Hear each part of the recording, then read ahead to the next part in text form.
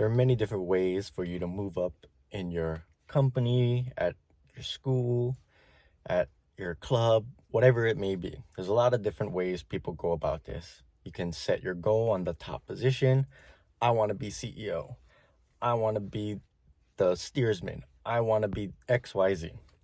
And in my opinion, there are two different ways that you can approach this that work somewhat effectively. You can aim for a specific position or status, and you can focus all your skills into one thing, or you can take the approach that I usually take, and I'll give you an example of it later, of just turning inward and saying, I'll be better than my peers.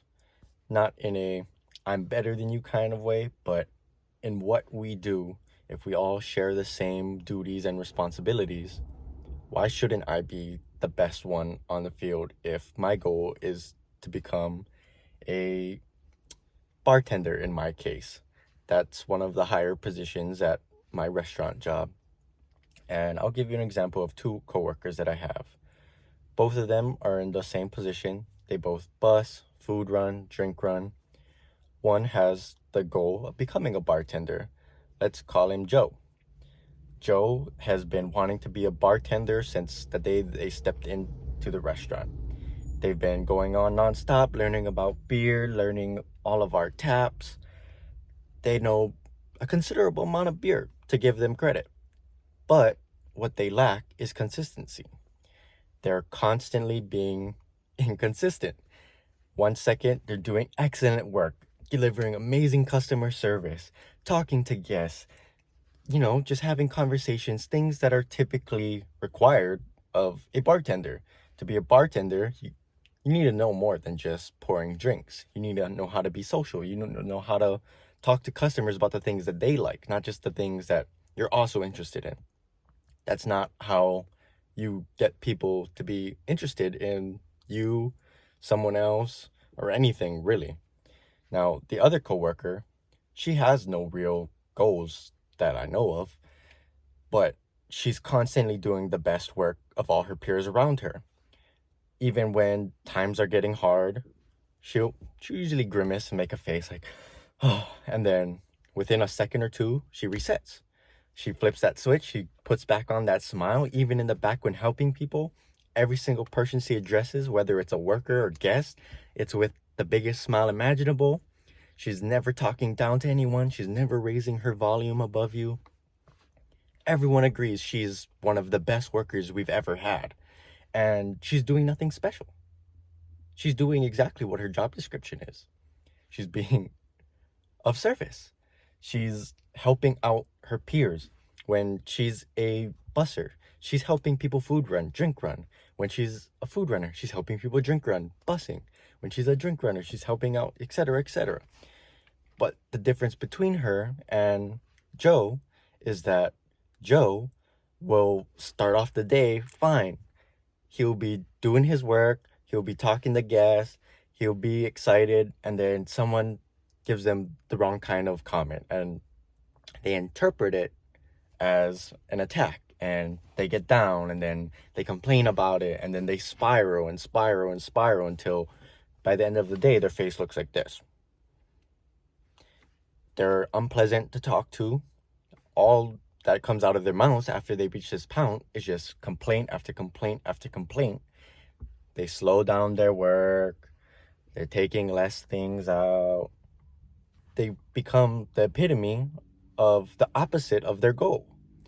In just complaining and not working on themselves, they are furthering themselves from their goal rather than getting towards it. And I can tell you right now, the coworker that just keeps working on herself, working on what can I do to be better in this situation? What is my next step? She's not even working towards becoming even a server. She's just working. And she's going to be the next server, in my opinion. If it weren't for people already in that queue for moving up, I would want her to become a server immediately. It would be such a big help with her work ethic, with the way she approaches everything. She is a star worker, in my opinion, and star workers in today's generation are hard to find. And so, what I prompt to you is, next time you're at your club, look around you and every skill that you need to do that activity. For paddling, that the skills that you need are proper breath support. You need to have your endurance up. Who amongst your team is the best at endurance? Pick them out of a crowd, and every time you guys do endurance work, you try your best to keep up with them. Not keep up with everybody, not hang out at your pace, not push yourself slightly below your or above your pace. Keep up with them to the best of your ability. Even if you're dead last, keep up with the person in the front. And one by one, you're going to start passing all the people in the middle because they're content with just being in the middle. They're not pushing themselves as hard as they need to become that person with the top endurance. You need to have proper technique. Who out of your teammates has the best technique? Is it the way that they run? Is it the way that they move their arms in a certain movement? It might even just be the way that they move their fingers when they're touching whatever it is that they need to be touching. Maybe it's the way they type, it's the way they write, the way they hold a pen. Analyze them. Think, how do I get to that level?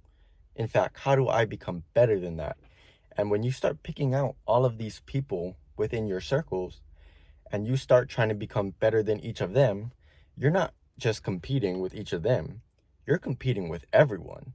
And when you start rising to the levels of the best in each field, they only have one thing going for them most of the time.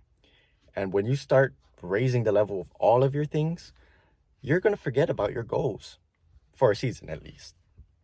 And you're going to rise to the level that you need to be at in order to get to those promotions. You're going to feel that hunger, that drive, like in a non-competitive way, you are competing against your peers. You're all working towards the same goal. Most times you're in a team sport, you're at work, it's a team effort. It's not always individual. Someone might have the task of doing the lower rung stuff, next person the next person the next, so on and so forth. But when you are able to be the best at every ring, you can handle the entire chain by yourself. People take notice of that. When you can handle everything from the very lowest scale possible up to the highest, why shouldn't you be in a position of higher power? Why shouldn't you be the first one on the field? Why shouldn't you be the all-star of any team you're part of? The reality is you should, and you will be. And that is how you become the best. That is how you become the most powerful. That is how you become everything you want it to be without trying to be what you want to be. And that's the lesson I feel that Joe needs to learn when they're at work.